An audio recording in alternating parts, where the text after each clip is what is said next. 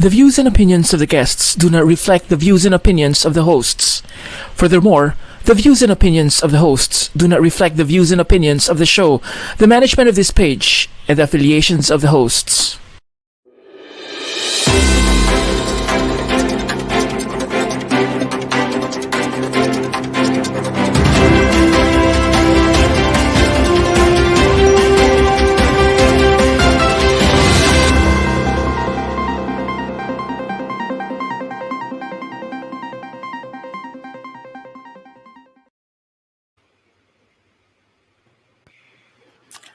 Alright, magandang gabi po sa inyong lahat mula dito sa Singapore. Welcome po muli sa isang gabi ng makabuluhan at napapanahong talakayan. Ito ang Weekends with Rated J.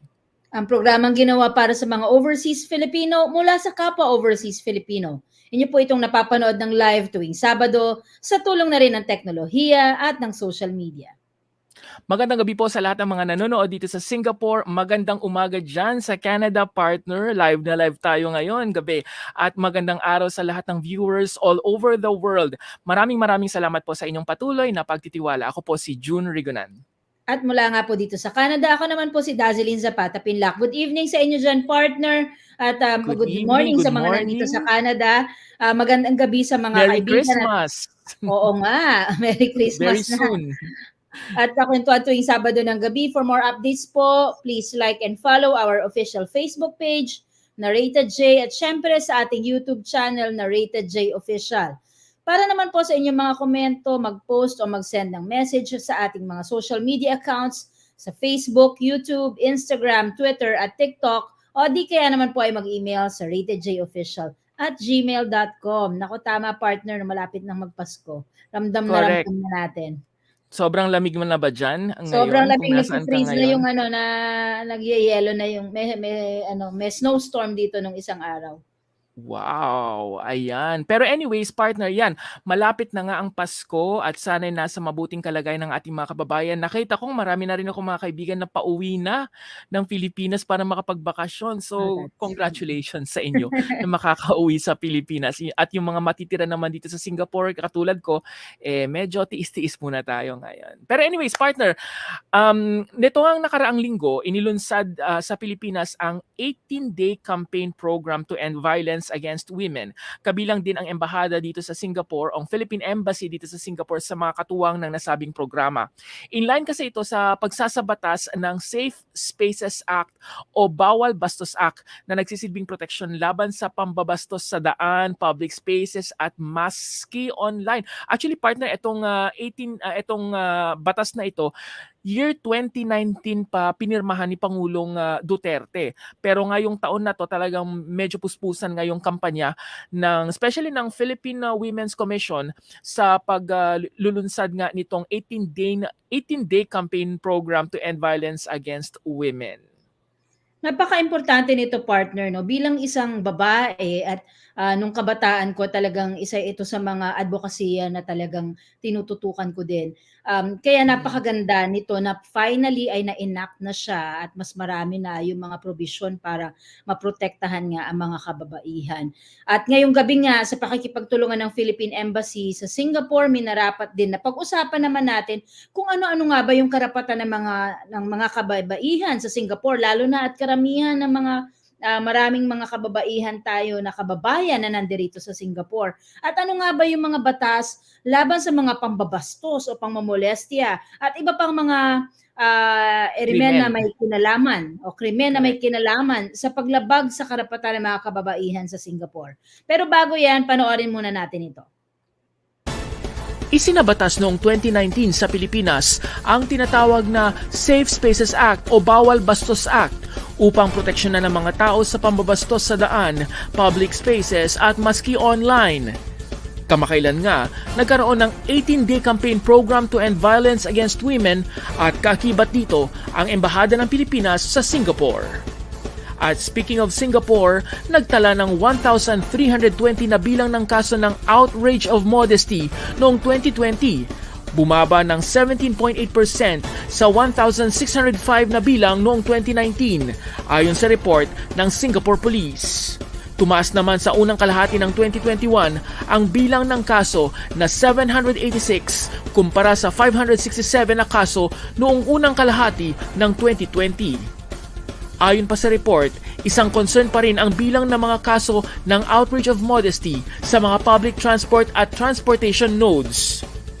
Ano-ano ang mga batas na kaugnay ng nasabing krimen? At ano ang mga iba pang batas sa Singapore na may kinalaman sa karapatan ng mga kababaihan? Halina't pag-usapan natin ang mga batas para proteksyonan ang karapatan ng kababaihan sa Singapore sa inyong kakampi sa batas, Weekends with Rated J.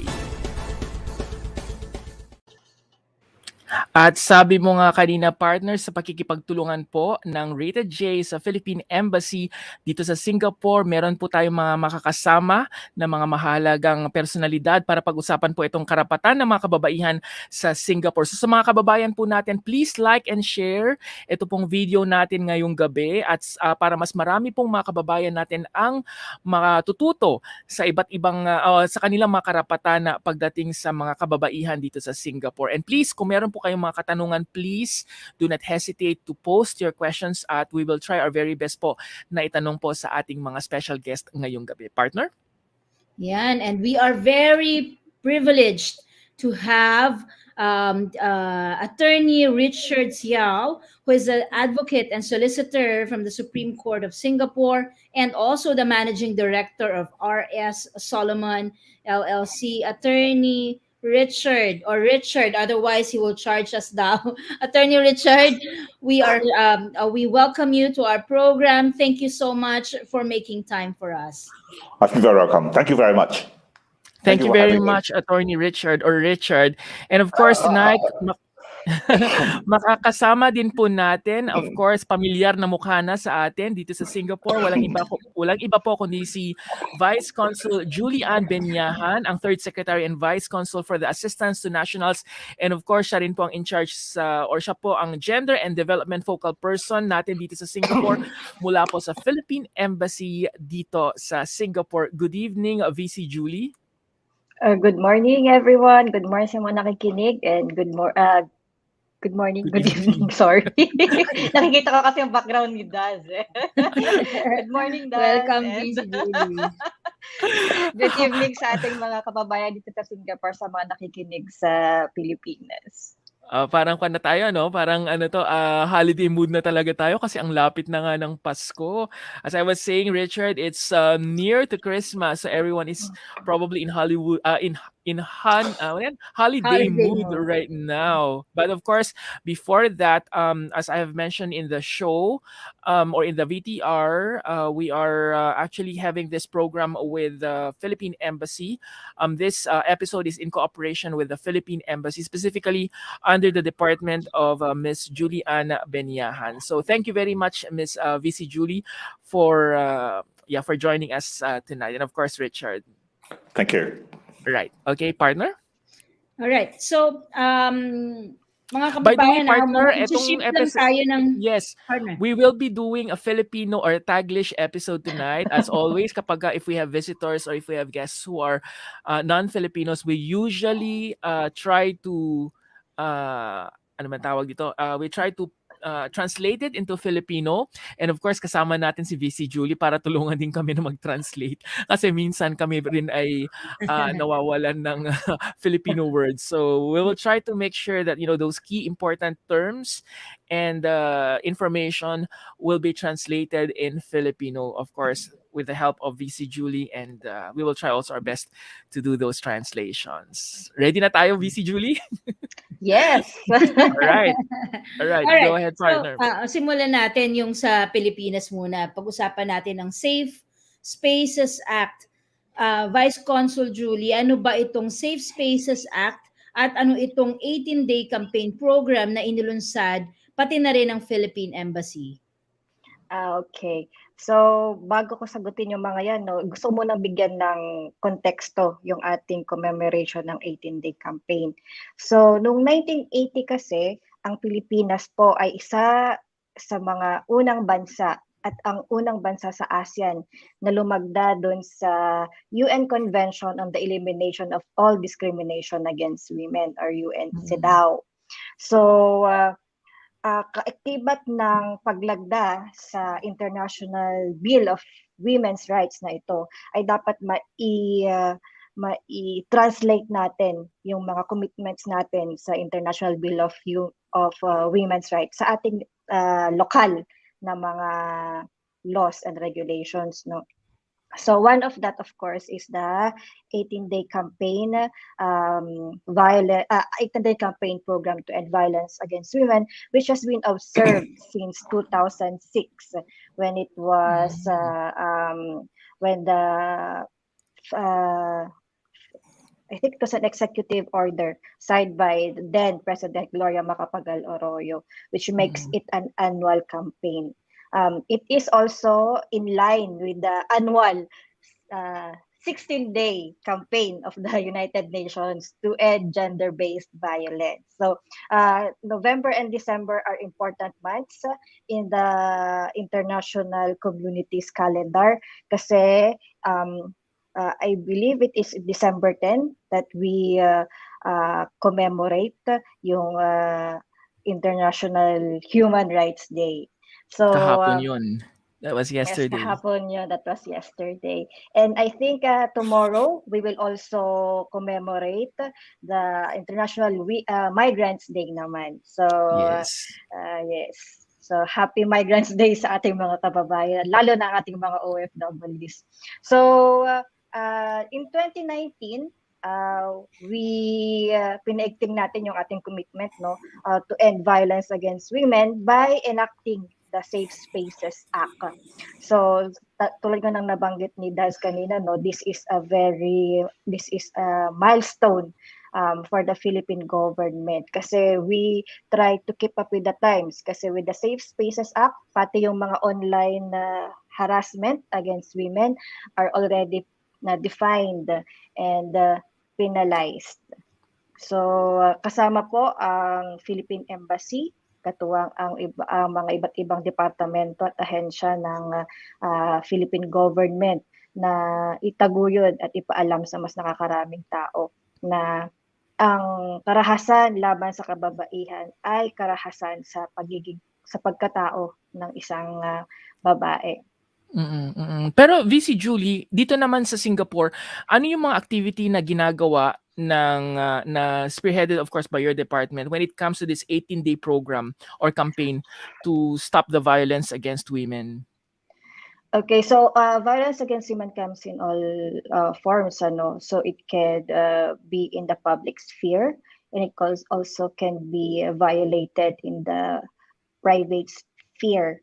So in line with that, we have just last weekend conducted an online legal clinic and a webinar which talks. The webinar talked about marriage laws, property laws, cyber libels, and scams, which of course have their gender dimension on them.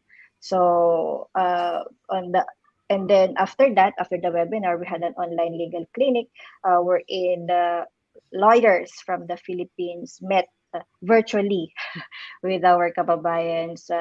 Na mostly, from what I observed, are women that have legal problems back in the Philippines. So our volunteer lawyers were able to give legal advice to our kababayans during that online legal clinic. And then of course, go ahead, itong programang ito, of course, because we know that Safe Spaces Act applies to the Philippines. So how do we now naman ensure that our women Filipino migrant workers in Singapore are aware of their rights also in the context of the Singapore society naman. Right. And of course, nabanggit ko nga partner kay VC Julie that in the next few days, i-replay natin yung mga episode natin na may kinalaman nga dito sa nabanggit ni VC Julie kanina. Like, di ba partner, nagkaroon tayo ng episode with regards to yung paghihiwalay, yung mga karapatan ng mga kababaihan o yung mga inaaapi pagdating sa kunyari, naghiwalay sila, ano ba yung mangyayari dun sa mga property nila, sa mga anak nila, paano ba sila maghihiwalay ng legal, yun. I-release ulit natin yung mga episode natin dito sa Weekends with Rated J. All right. Thank you very much for your updates, VC Julie. All right. Let me go to Attorney Richard or Richard. Okay. First of all, in Singapore, how serious is the justice system when it comes to women's rights? Is it Right. almost the same as what VC Julie has been mentioning, that in the Philippines you've already had some laws which are sometimes specific to the gender itself, which is for the women. So in Singapore, how serious are we here when it comes to the justice system?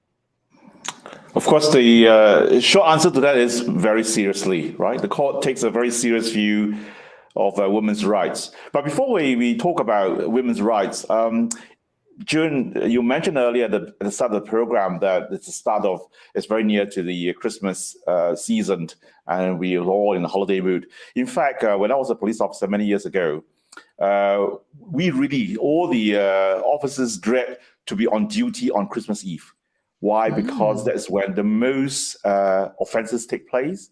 In fact, majority of offenses all relates to sexual nature, be it outrage of modesty or even raped. So reason why, because people get partying and then get carried away, and then men usually, don't read women's body languages very well, especially when they're under toxic influence, even worse. So yeah, I recall when you said that this is the festive season, I just couldn't help to think back those days when I was on active duty with the police force in Singapore, and we all dread to be on duty on Christmas Eve. But anyway, that was many years ago. Wow. Coming back to today's topic, well, Singapore is serious about everything, seriously, isn't it? Humor aside, yes, yeah. Now, humor aside, I think this question, one way of looking at this question is that it may have suggest that the judicial system or the justice system seems to have a discriminatory treatment as far as women's rights is concerned. One way of looking at the question may suggest this, but the thing is, it's not the case, and it cannot be the case, because everyone is equal, under the law, and that the judicial system or the justice system in Singapore simply does not take a light view or a serious view on the rights of a particular sector of our community. Of course, the character in Animal Farm, Napoleon, actually once says that all men are born equal, some more equal. We all know that it is a universal fact from the beginning of time. There has always been gender disequality between men and women. It is a fact, still a fact today. So there is inherent vulnerability in the female gender. It is no different from, say, for the infant, the vulnerable groups such as the aged or the young or the infant. Yes. So women in certain time are a vulnerable group of members in our community. So if there is such inherent vulnerability, the question is not about how serious is the justice system in treating a woman's right, but rather whether the law comes in to aid to ensure that there's equal level playing field and the rights of both genders are balanced. And I think in Singapore, we do have a very prominent legislation, the Women's Charter, where it comes to the aid to help women to advance their rights, given that, say, for example, the situation that most women are in can be inherently vulnerable. Say, for example, the Women's Charter talks about the law that dictates men must support their wife, whether in marriage or divorce. So this is especially so where most women are housemaker. They do not earn an income. They rely on their husbands to bring the bacon put the bacon on the table. So when times of divorce, these ladies are very vulnerable. They suddenly do not have the economic support they used to enjoy, and that put them in a very, very difficult situation. And if the law does not come to their aid, and the men will always advance that how much direct contribution, financial contribution they have made to the household, inevitably the balance of favor will tilt towards the men.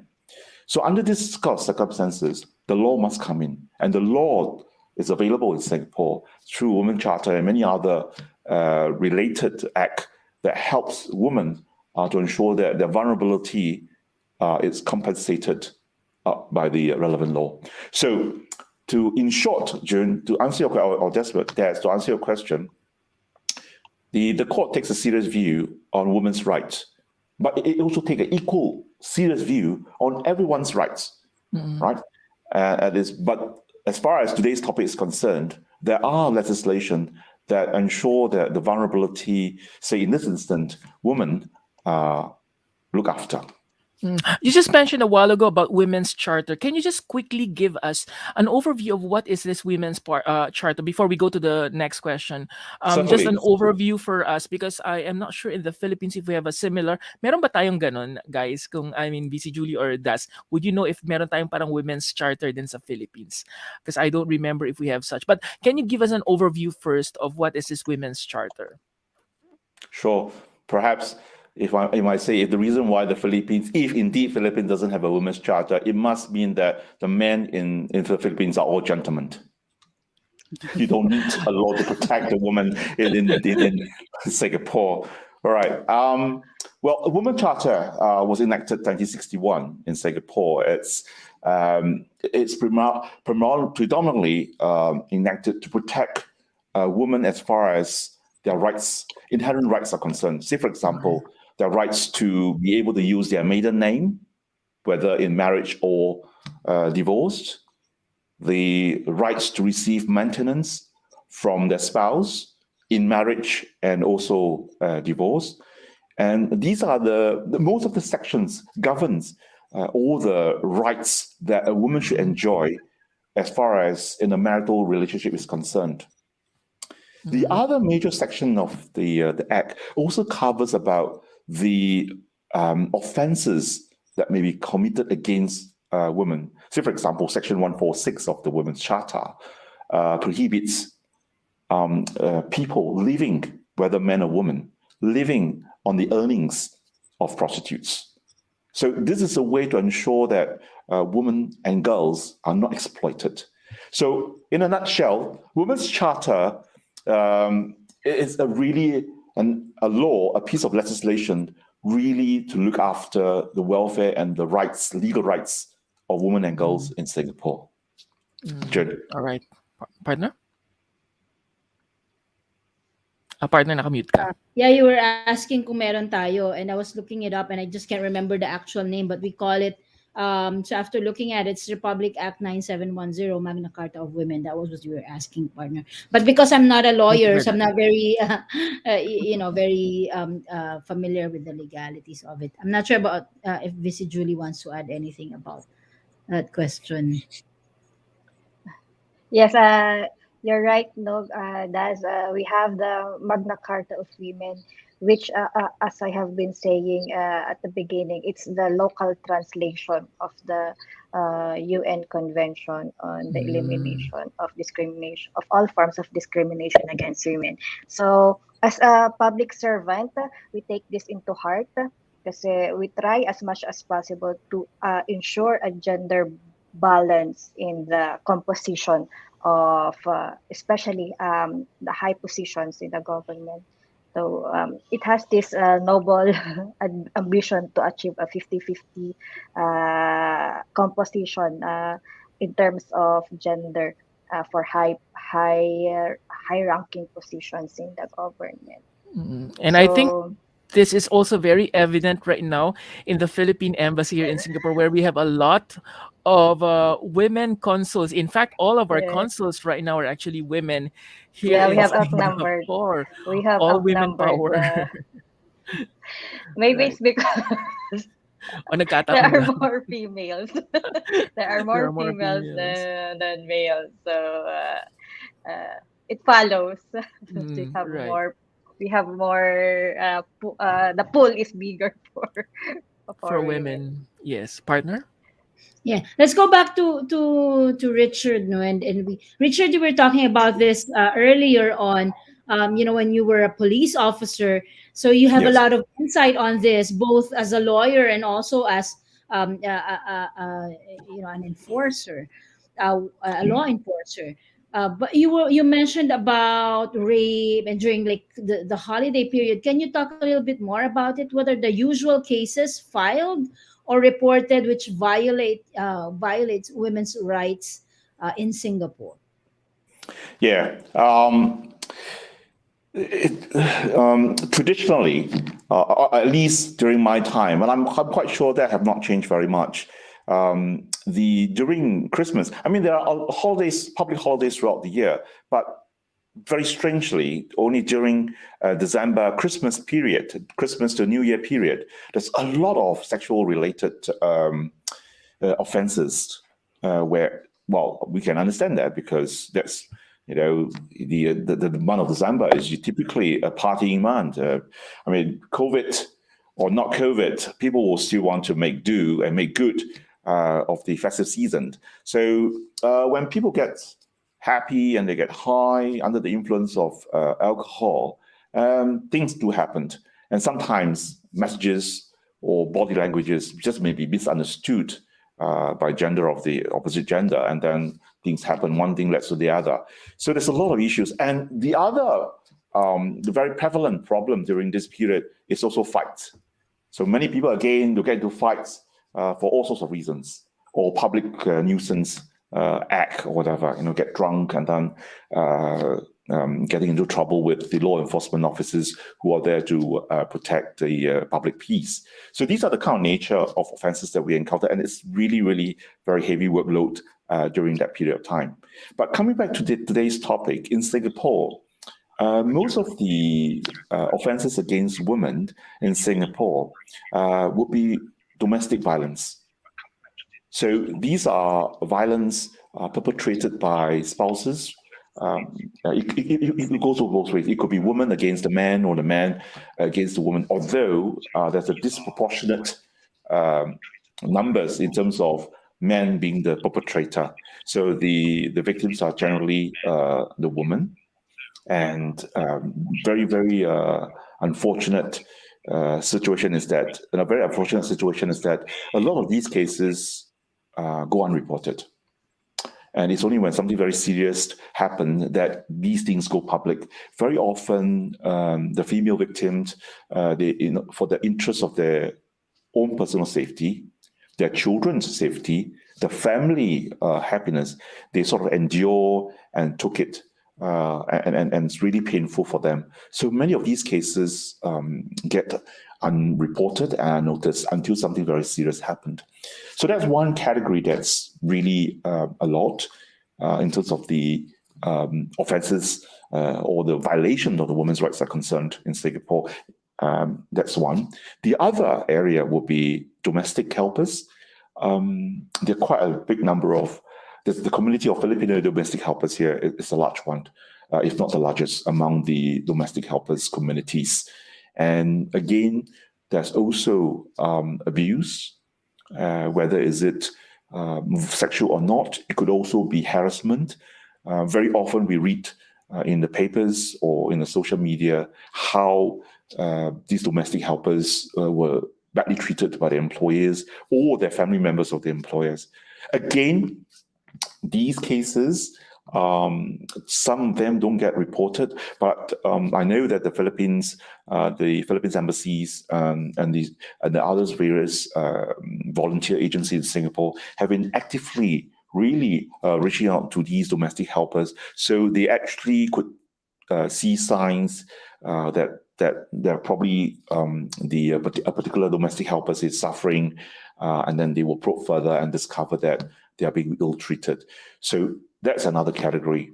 The third category perhaps would be workplace harassment. And again, because of the sheer disparity in terms of position of authority, just like the employer and the domestic helper in the organization, workplace organization, it's the same thing. I have a very good friend.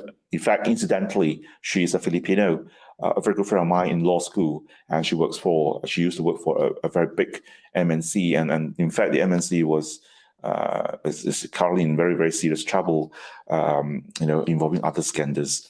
But I want to say this to you. At one stage, she was telling me that her immediate supervisor were giving a lot of suggestive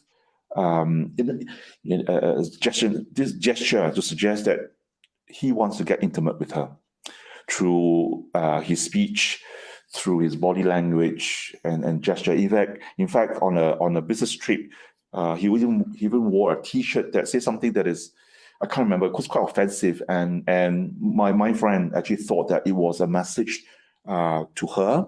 And of course, upon reaching the destination, he immediately invited her for a meal and all that. So all this made her very uncomfortable, but she was not prepared to report. Why? Because it seems that in their organization, this sexual harassment is very prevalent, and it permeates throughout all levels of the organization. So if my friend were to report his superior, I think she'll be the one that will get fired. So because of that, and because she loved her job, she was forced to keep quiet and endure the pain. Because subsequently she left. But I want to say that many instances, these cases unfortunately go unreported. But these are the three sort of area of concern that's sort of happening in Singapore as far as women are being victimized or involving the Filipinos and communities are concerned. Yep. I think I wanted to ask also kay VC Julie. VC Julie, sa inyo ba sa Attention to Nationals or Assistance to Nationals, ano ba yung usual na mga nairereklamo when it comes to women harassment or anything related to women's rights? Para lang mabigyan kami ng idea. Well, so sabi nga kasi kanina ni Richard, no, the migration here in Singapore, the migrant workers here in Singapore is female-led, no. So karamihan talaga ng mga kababayan dito ay mga babae. So the chances are the victims are also women. So in terms of violence against women that are reported to us, the majority cases are HSW abuse nga, where employers of FDWs abuse their FDWs or their employees. So that takes up majority of our VAW cases. That accounts for majority of our VAW cases. All right. Thanks for that information, VC Julie. Partner? All right. Okay. I think in this next few topics, we will try to focus on specific cases or specific issues that we wanted to discuss with Attorney Richard. First of all, is this so-called outrage of modesty, or in simpler terms, ito yung tinatawag nga natin na pangmomolestiya. Right. Okay. So maybe, attorney, we often read in the news here in Singapore the term outrage of modesty. What is this outrage of modesty, and what are the usual situations covered by this? Sure. Simply put, outrage of modesty, OM for short, it means molest. It's an act of molestation. So if you like, OM or outrage of modesty is just molest. And in Singapore, the law against molest or outrage of modesty is gender, actually. In fact, it's gender neutral. In other words, men is also capable of being, their modesty can also be outraged. So one may ask, what is this modesty? What is this creature is all about? Really, I think it's about one's dignity and emotive feeling when something being done to them. So that will be an accurate description of what meant by one's modesty is being outraged or being assaulted. As I said, our law, as far as this area is concerned, is gender neutral. So a woman could actually OM a man or molest a man, and the man felt outraged. Although I'm not sure whether that I have not come across that men felt that they are being outraged when a woman touched them. But that if that's what's happened, the law can actually penalize the woman. Yeah, but most of the cases actually involve men, perhaps causing a molest another man, and they feel very uncomfortable, and that felt that they have been outraged. So to simply put, OM is molest. Yes. And what are the usual situations covered by this? Just to give us an idea, because we don't know if maybe some of our viewers right now who are kababayans or fellow Filipinos have already been molested, quote unquote, but they don't know that this is actually covered by this spectrum of outrage of modesty. I think, Jun, you make a very good point. Many women actually suffer in silence. They do not know that this tantamount to an assault on their liberty and their modesty. So if we look at Section 354 of the Penal Code is the main criminal legislation in Singapore, and Section 354 is the particular section that deals with OM. And there are two key elements. One, that the perpetrator must intentionally or knowingly did an act. In other words, there must be some criminal force involved. There must be some action on the victim, which the perpetrator intentionally want to cause, or knowingly know that his action will cause some sort of distress and modesty, outrage of the victim. So this is the two elements. So in a typical setting, say for example, say public transport, for example, because in your earlier videos, you show videos of clips of people traveling on MRT trains and all that. Yeah, it happens very often when there's crowded cabins. There'll be a perpetrator who pretended that under the pretext of a crowded train, but then was actually molesting a victim. So we must distinguish, and the law does distinguish an accidental knock and a touch. So, for example, if somebody reaches out his hand and sort of fiddle and fondle a victim, it could be a man or a woman, say buttocks, which is very common, or the chest area, say for example, is another area that most the offences sort of occur. That tantamounts to OM. And that versus, say for example, when the train sort of jerked and you lost your balance and you accidentally, say for example, even your hand, you sort of grabbed and then you accidentally touch, say, a female breast. Well, it may also that there are some opportunists that actually took the advantage, but if all things being equal, that may not tantamount to OM if it's really an accident. So that's one example of how molest could take place. In a workplace, you will see very often, or rather you will hear very often or read very often, whereby, say, a particular, again, I'm not being gender biased here. It's just that based on the kind of statistics and the cases that we usually handle, you will see male colleagues, whether it's a supervisor or just same level colleagues, will like to touch the woman's on their shoulders or hips or whatever, just pretend as if they're very friendly, and they do it very casually, as if that, oh, it's just natural, I'm just being friendly, I'm just being warm towards you and all that. But really, the woman can actually feel it. In fact, even the man may not have malicious or intention to outrage the modesty of the victim. If the female soul feel outraged, that itself, the element of the charge has been made out. So these are some of the examples that what would constitute molest. So there must be some criminal force and then some guilty mind. There's a guilty mind and for a coupled with a criminal force, which is a touch or a groping or fondling of sort. These will form the charge of an OM.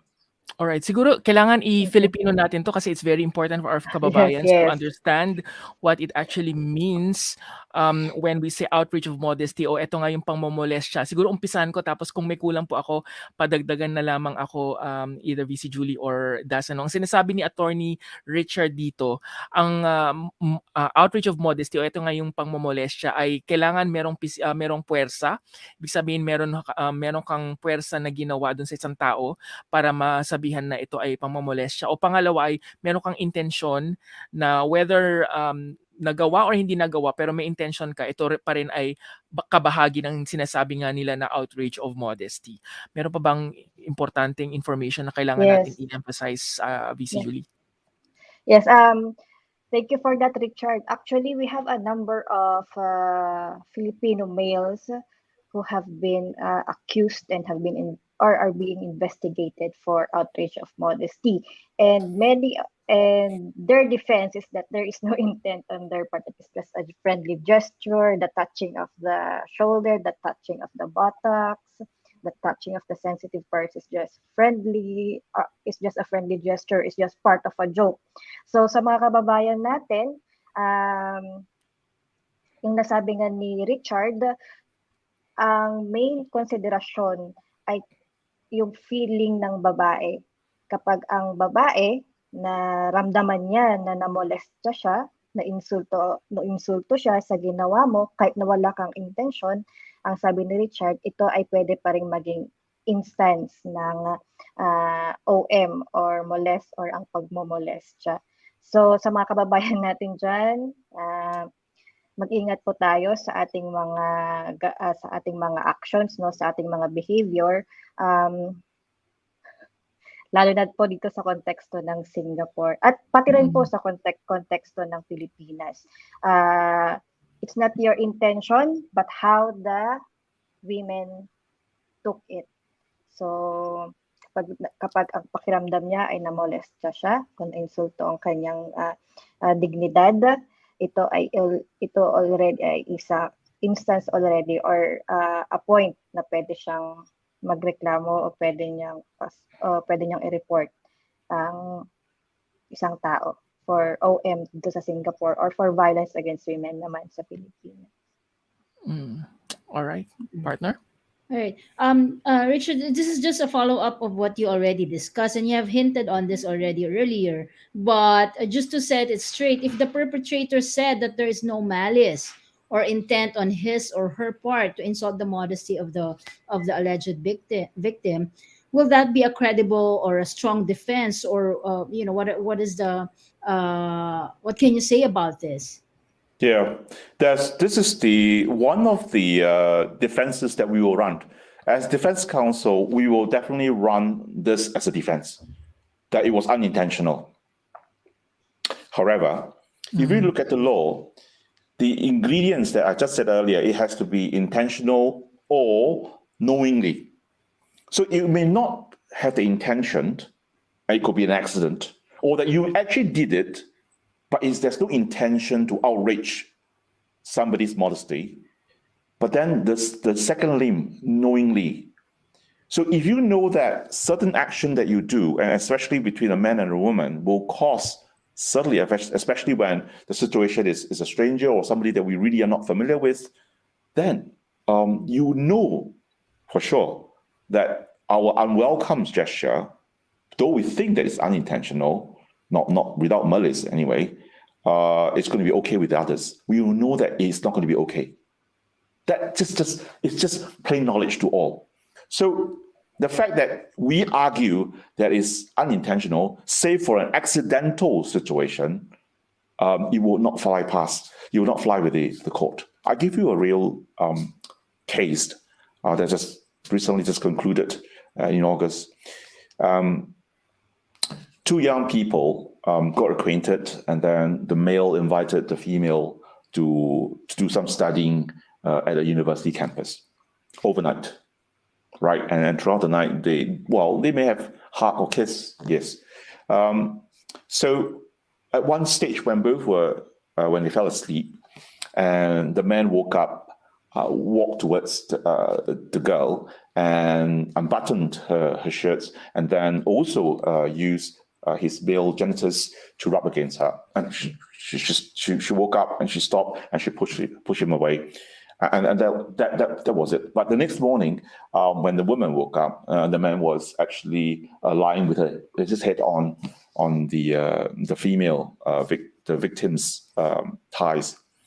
So of course, he was charged and convicted of molest. His defense then was two main things. One, throughout the night, all these activities happened. It was consensual. The woman didn't resist. It was consensual. Therefore, how can I molest her? That's the first defense. The second defense was that if indeed she felt so outraged, why didn't she leave the room? So, of course, these were rejected by the judge. Firstly, in fact, the perpetrator's statements to the police actually says throughout the night, there were several gestures that she tried to do with the woman was being turned away. So in other words, she tried to get cozy with the woman or get physical with the woman. The woman stopped it. In fact, that was in the perpetrator's statement to the police. In fact, throughout the night, there's only once that they took a break, a smoking break, and I think the male perpetrator, according to the reports in the news, that must have touched or probably touched her breast, and that's the only time that the girl did not resist. But throughout the night, she actually rejected the approach. So based on that alone, we all know and can tell, and the judge have rightly made the decision, the judgment call, to say that the man knows that his action were unwelcome, and therefore it tantamount to an outrage of modesty. So that's one. Of course, when it comes to the defense that the lady did not leave, if she felt so outraged, why did she leave? Certainly, from the defense point of view, it would suggest, yeah, I mean, if you welcome that, there's consent between parties, and you didn't leave, it would suggest that you're okay with it. I'm emboldened, and probably women are a bit shy. I mean, we as men, we take the initiative, and one thing leads to the other. But the thing is, the judge says that this is a very old-fashioned way of treating men and women's issue, and this is also very they call it. She actually said anti-deviant notion that woman is expected to behave in certain way when they are being attacked. So on that ground, the judge said no, just because she didn't leave the room, and in fact, the evidence shows that she was actually incapable because she was perhaps intoxicated, and therefore she was not capable of leaving. That does not mean that she has given consent. And in fact, based on the man's statements to the police, when she was sober, she has rejected the unwelcome gesture throughout the night. So I give you this example to show you that one may argue, and certainly as a defense counsel, and we think that it's meritorious to run by that defense, we will certainly say that it is non-intentional. However, we have to prove, indeed, it was an accident and not an intention disguised, in fact, action disguised by, say, unintentional assault. Yeah. And what are the usual penalties for this kind of crimes if found guilty for this crime? Sure. Of course, the Section 354 reads that it will be a punishable imprisonment term up to 2 years, or fine, or caning, or a combination of all these. So that's the prescribed statutory maximum punishment that a convict will get if indeed the sentence is met out. But the precedence, in other words, the sentencing norm, in such a situation is always imprisonment terms. Yeah.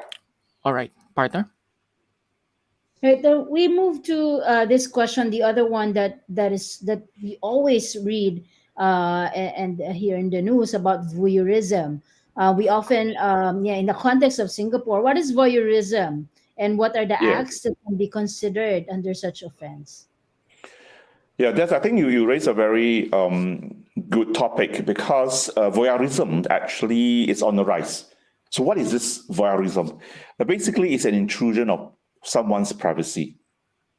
And then that means, say, for example, you probably would have read in our papers and the social media in the last 2 years, you see a very disturbing trend that our universities, male students, actually invaded the female quarters or female toilets and either watch or even videoed these ladies doing their private acts, say, for example, showering or doing their take their bio breaks, for example. So voyeurism, basically, to simply put, is an invasion of someone's privacy, and to take, observe, or even record their private acts without the victim's consent.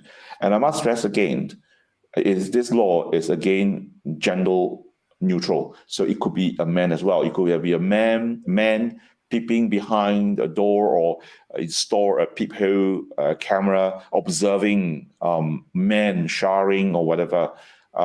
That's equally caught by this voyeurism law. All right. Okay, sure. I think that this topic of voyeurism, it's really, another episode that we would want to discuss further. But we just wanted to discuss, some of the details of some of the laws which are pertaining to, especially for women who are victims of such kinds of crimes. Let's say, for example, prostitution. We all know here in Singapore that prostitution is illegal. Part of the Women's Charter of Singapore is a section on the offenses against women and girls, which talks about prostitution as an illegal act in Singapore. Can you explain briefly to us what is considered prostitution in the context of Singapore, and what are the potential consequences faced by individuals who are involved in prostitution, either as a sex worker or as a customer? Sure. But Jun, I must correct you. In fact, prostitution is legal in Singapore. It's actually legal, right?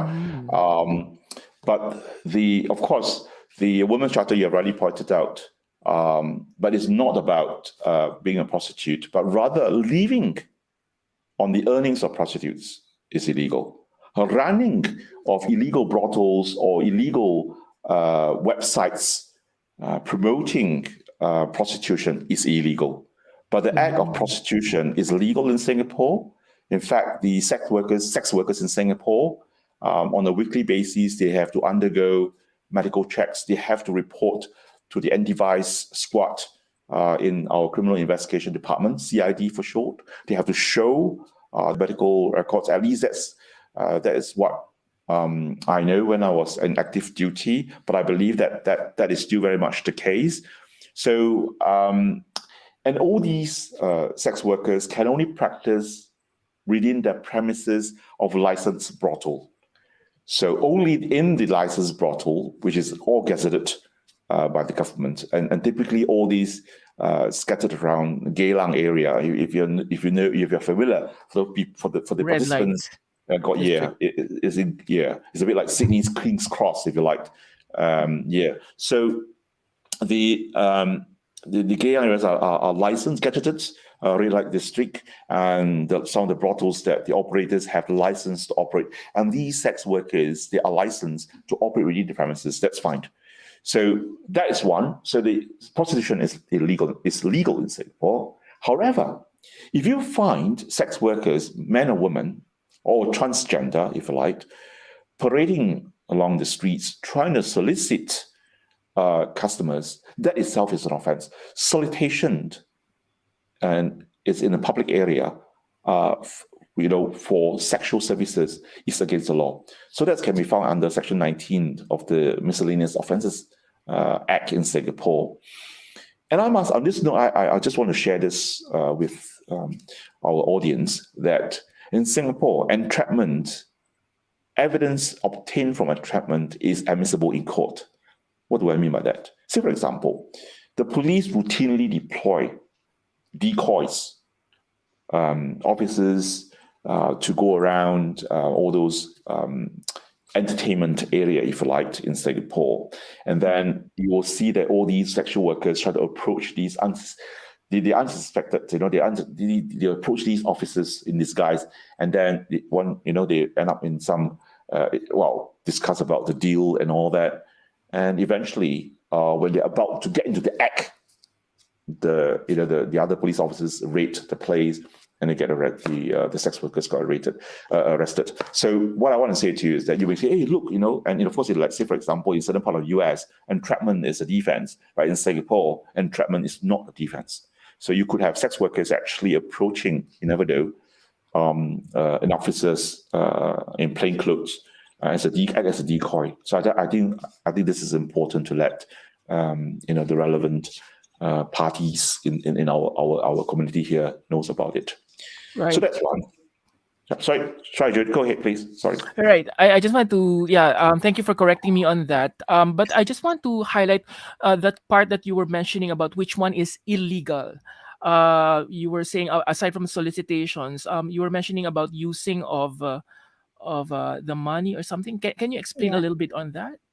Yes, I also echo. Yes, I also I think what June was referring to is what you meant earlier, living off a prostitute's wages. So what does that mean? Even if I'm a prostitute and I live off my salary as a sex worker, I'm actually committing is that illegal? Yeah. All right. Thank you very much for that. It's pimping. If you like, pimps. Oh. So these are people who actually runs syndicates of a network of women that they get in. They are not sexual workers. They actually, procure this woman forcefully or even voluntarily. But these are not licensed sex workers. And these syndicate masters, or the pimps, if you like, they live off them. This is what is an offense in Singapore under Women's Charter, and it's a very heavy punishment. It's mandatory jail terms, in fact. And also, these syndicate masters running, say, websites that groom women or girls for sexual activities or sexual services. This is so illegal. Or they run sites, say recently in Singapore, there's this sugar daddies website that pair young girls with slightly, older men and wealthy old men, which pair these people up. That is actually a disguise in providing sexual services and all that. So these are against the law. Yeah. So I hope that clarifies. Because I just sorry, John. This one, I do know, and I say this, no offense to any other culture or whatever, but I do know that, say in Thailand or whatever, it is not uncommon, or even Vietnam, it's also not uncommon for the husband, say, to be the spouse of the female spouse of the couple in Vietnam and Thailand. They actually do this as a professional job, and they still lead a very normal marital life. So, but this is not the case in Singapore. Right. That's why it's a little bit confusing at first for us, knowing that if Singapore is taking prostitution as a legal thing, but yet there are instances that it could not be legal. So, for example, there would be cases like there are, let's say, Filipinos who are coming from the Philippines, who comes to Singapore thinking that they would have a legal job, and they end up as an illegal prostitutes, for example.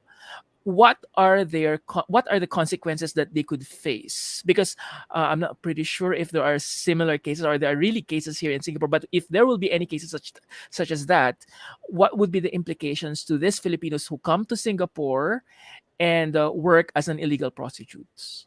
Yeah, certainly. Of course, when they come to Singapore, you see, the first place, they are here on a tourist visa.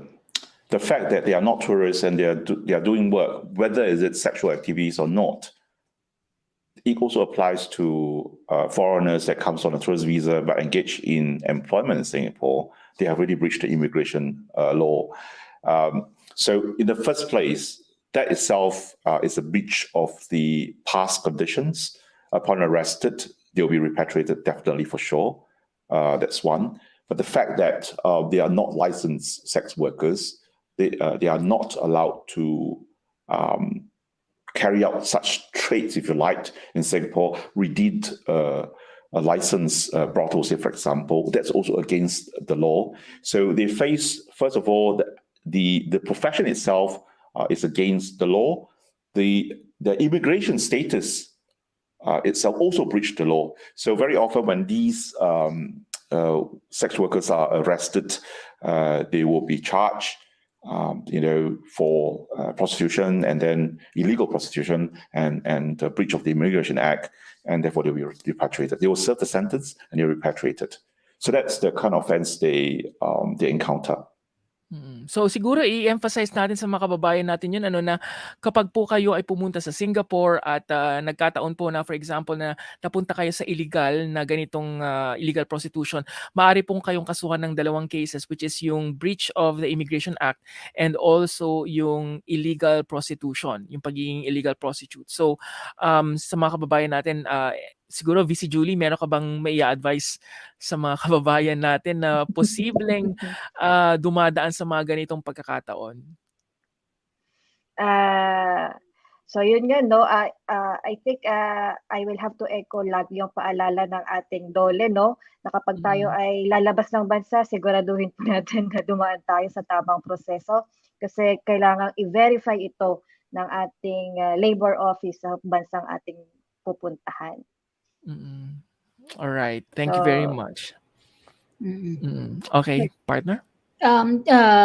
Back again to Attorney Richard, and this is something that actually VC Julie, Vice Consul Julie mentioned earlier about a number of the cases being attended to by the attention to national Assistance to nationals of the embassy is on abuse towards domestic workers, domestic helpers. And we've read that in Section 73 of the Penal Code, it provides enhanced punishments for offenses against domestic helpers.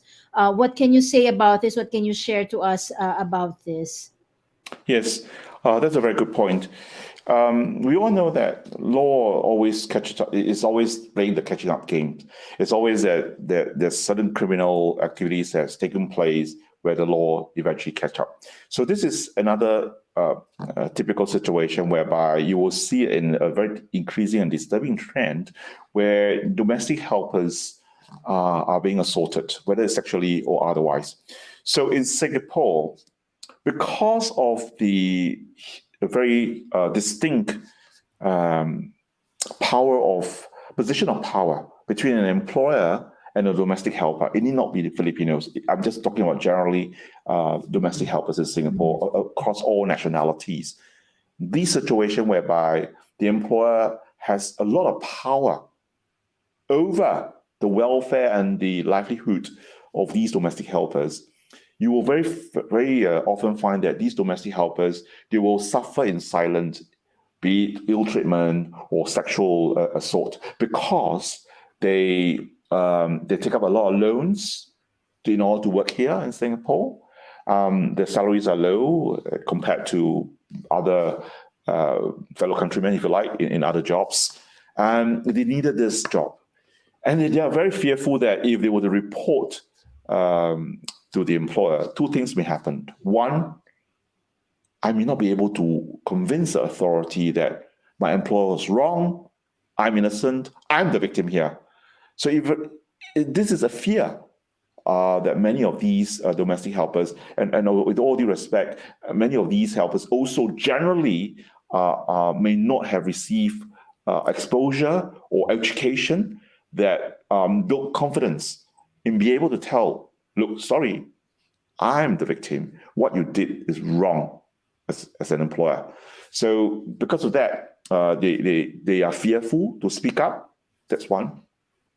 For those who are aware that they are victimized, they dare not speak up for the reasons I said earlier. They are afraid that it will jeopardize their job, and that has a very severe or dire consequence for their loved ones at home. If they lose a job here, it could affect the family members at home. So they endure. So this is where the concern here. So therefore, if such offences are being disclosed, the court in Singapore takes a very serious view and will enhance the punishment by double the prescribed statutory punishment for, say, for example, more or less, it's up to 2 years. The court can impose double of that statutory limit when it made out the punishment to a convict of a case involving an employer and a domestic helper. So this is an area. This particular Section 73, it really was enacted really to protect, because of the sure inherent vulnerability of the domestic workers in Singapore. And that's why I always remind our fellow kababayans, our fellow Filipinos here that, Singapore is a country where the domestic workers' rights are really, really protected here. And there's a lot of programs which are really, for the benefit of our Filipino migrant domestic workers or migrant domestic workers in general. Partner, do you want to translate a little bit of what Attorney Richard has mentioned? Yeah, siguro sa mga kababayan natin, binanggit ni Attorney Richard just now na yung na-recognize naman ng batas yung vulnerability. Ibig sabihin kasi nasa household kayo, di ba? Diyan kayo nakatira at meron nga yung mga kaso na yun yung kaso na kinakaharap o naranasan ng mga kababayan natin. So kung kayo, I guess, importante partner na imensahe sa kanila ay kung meron kayong kilala o nararanasan niyo ito sa kasalukuyan, kailangan ninyong magsabi, magsumbong o humanap ng paraan para makalabas kayo dyan sa sitwasyon na yan. At meron namang mga provision sa batas ng Singapore na masisiguro na maa-address o matutugunan yung inyong sitwasyon. At sinasabi nga ni attorney kanina na ang mga migrant domestic workers, minsan kasi meron sila let's say may mga utang sila o may mga pangangailangan sila, kung kaya't minsan nananahimik na lamang sila para lang hindi mag-pursue siguro nga yung mga cases na ganyan, Pero ang sinasabi naman ng batas dito sa Singapore ay kung kayo ay o kung napatunayan sila na merong ganitong paglabag sa batas, maaaring doble pa yung kaparusahan, lalo na kung ang biktima ay isang migrant domestic worker. Please correct me if I'm wrong, yung pagkakaintindi ko, kasi hindi rin naman ako lawyer, pero yun yung pagkakaintindi ko kanina sa sinabi nga ni Attorney Richard. Alright, meron pa kayo gustong idagdag bago yung last Baka si question VC natin? Julie meron siyang maidagdag niyan bilang sa ATM. Hindi lang namin narinig.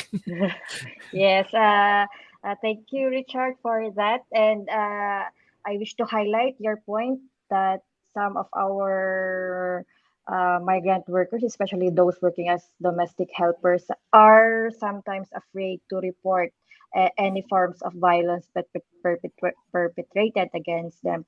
Based on my experience as assistant to national section head, I wish to mention to everyone, lalo na sa ating mga kababayan, that the Singapore authorities really protect the rights of our domestic helpers, especially those who are abused. So please, if you have felt violated or naramdaman nyo na kayo ay naabuso, i-report yan sa police. You also have the Ministry of Manpower. You can also ask the help of your agency. You can also call the embassy for assistance and for advice. And don't be afraid na mawawalan kayo ng trabaho, because the Singapore government, especially the Singapore Police Force and the MOM, will help you in finding a job. If warranted, and if approved by authorities, find a job while your case is being investigated. So don't be afraid, or huwag kayong matakot na mawawalan kayo ng kabuhayan kapag ni-report nyo yung inyong mga amo sa kanilang pag-aabuso. Dahil kung mapapatunayan nga na gano'n ay maaari kayong tulungan na makahanap ng kapalit Ng na trabaho trabaho, yes. Habang habang iniimbestigahan yung nililitis kaso. yung kaso. So, yes, Alright. nakikipag-coordinate po ang embassy with the MOM and with the SPF para siguraduhin na makahanap ng other form or another way of supporting the victim. Alright. Meron lang ako Very good. importanteng follow-up question tungkol dyan, partner. Kasi di ba, meron namang iba na hindi sila pwede magtrabaho pag merong kaso. Ito ba yung pag sila yung kinasuhan? Yes, Okay. kapag sila ang defendant. Pwede ko ba itanong kay Richard yun? Sige, go ahead. Richard, I just have a quick follow-up question because Yes. I used to have to do research work on the concerns of migrant domestic workers, Filipinos in particular. So what happens when when they are part of a criminal case that they cannot work? Because just now you were saying that it's possible for them to work. Is it when they are the ones being accused by their employer? Yeah, this is a problem not just faced by the domestic workers. It also this problem is also faced by other foreign workers in Singapore. So once they are involved in an investigation, they will be issued on a special pass, and they can't work. But if they are the victims, and it can be very quickly established, then it doesn't. They will be able to change the employment, and the employment pass will be issued under a new employer, and they can carry on with their work and employment in Singapore while their case is being investigated and progressed through the justice system in Singapore. So unless they are the accused person, otherwise their employment, unless there are any breach of the employment condition by the relevant domestic helpers themselves, otherwise they are free and they will get a chance to change the employer and continue with employment in Singapore. So for example, if the employer files a counter case, that will prevent them from working? Is that the implication there? Therefore, well, it depends. It really depends on the police investigation. If indeed there is certain element of truth, it may well lead to a case whereby the work pass. First of all, the employer will terminate the pass, right? And during this period when the domestic helper is not able to get a new employer because of the status that she is in, then she will be issued with a special pass, and that will not allow her to work. So that may be a case, and very often the reason why that these domestic helpers are not prepared to come forward is that, as I said earlier, there's this sure power that the employer enjoys. Say, for example, a simple act of just terminating and the employment pass will cause a lot of trouble to the domestic helper. And in fact, whenever such incidents happened, even the employer knew that they were themselves were at the wrong because they have committed an offense. They will do that to cover their tracks or to just kill the problem. So that's where a very difficult situation arises, where the domestic helpers are given only a special pass.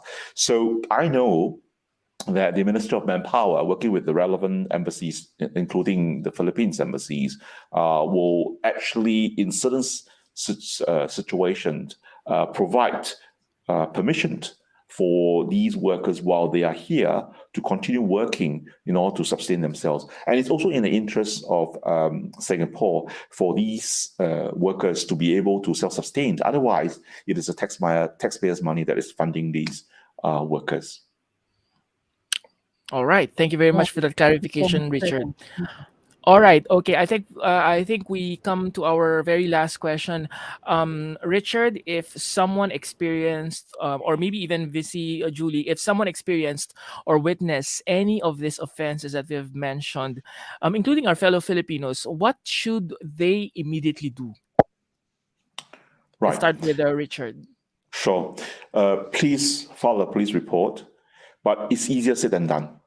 As I said earlier, why is it that a lot of these domestic, or I should say, domestic helpers suffering in silence is because many times the employers also do not allow these domestic helpers to have liberal movement. Say, for example, by right they should have day off in a week, but they will negotiate with sometimes without even negotiation. So these domestic helpers are prevented from going out, and that even some of them even carries mobile phones and all that. It's totally cut off from the outside world. So it makes it very difficult for these plight of these domestic helpers to be made public. And that's the reason why Section 73 is also to cater to one of these situations whereby it is so aggravating a situation that the court must send all these if you like, bad employers through them, give a deterrent sentence to send a signal, very clear signal to the society that this is not the way to go. This is not how it is in Singapore. So coming back to your question, Jern, so the domestic helpers must definitely raise, whether it's a witness or the victim themselves, do raise it to the embassy, do raise it to the police. If there's a first opportunity available, do actually make a beeline to the embassy. And I think that, in my opinion, that's a better option to resolve the problem, get better protection. Going back to the employment agency may not necessarily be the best option. So that's my suggestion, to really go to the embassy if you can, or the police. Those are the two areas. Because of recent cases whereby a mate, I think it's from Burma, was starved to death, was very badly treated. The case is ongoing. It became a homicide case. What happened now is that the whole of Singapore and the government were very in shock that she has the Burmese mate has gone, domestic help has gone for medical checkup, and the examining doctors did not even pick up how the woman has shrunk in size and totally doesn't look right. And this was not surfaced. This is really shocking to the whole nation. Now there is all the policies now coming in place. I'm sure VC Julie is also very much involved in this, whereby there's a proactive action to reach out to the domestic helpers to preempt all these problems rather than it developed to that it's too late. So coming back to Joan's question, please, when our domestic helpers, if they do encounter assault of any kind or witness assault of their fellow nationals that is receiving such bad treatment, please report to the authority, report to the embassy at the first instant, but do it safely. All right. And I think, and of course, this is also in line with the what do you call this? The programs of the Ministry of Manpower of having like an interview with the migrant domestic workers on every 6 months, if I'm not mistaken. And I think they're opening soon some areas where they could just reach out to the Ministry of Manpower by going through these booths or something else, which I think they will be implementing starting by next year, if Yes. my memory serves me correctly. All right. Absolutely right. Right. Okay. Maybe VC Julie, ano yung maipapayo mo na lang sa mga kababayan natin? On this specific On this topics, kung may- meron silang mga, I think nabanggit mo na rin kanina, no, pero paulit na rin siguro, kung meron silang mga pagkakataon na posibleng naranasan nila itong mga ganitong klase ng krimen o kaya nakasaksi sila ng ganitong mga krimen, ano ba dapat ang gawin ng ating mga kababayan? Yes, tulad ka na nabanggit ni Richard, though, we have several options. Wag tayong manahimik, especially when we get a call from MOM trying to ascertain how we are, yung condition natin. Marami kasi sa kababayan natin na nahihiya, no, over the phone or over video call na sabihin yung nararamdaman nila or yung na experience nila. So, if you can, sabihin po sa mga otoridad, sa MOM at first instance, kung may nangyayaring hindi ka nais-nais sa inyong lugar ng pinagtatrabahuan. Pwede rin tumawag sa embassy para sa mga kababayan natin na walang load, pwede kayong tumawag via Viber o WhatsApp. Ang 810 hotline po natin ay mahahanap po sa embassy website 90722797. At kung maaari at kung posible, sabi nga ni Richard, mag-report sa police.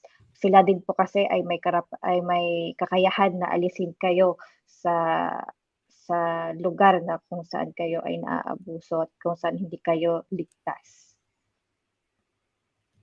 Okay, tama ba ako? ATN hotline po natin ay 907-227-97. 7, yes, tama. Correct. Alright. Okay, thank you very much, VC Julie. At maraming salamat. Thank you very much, Richard, for joining us tonight.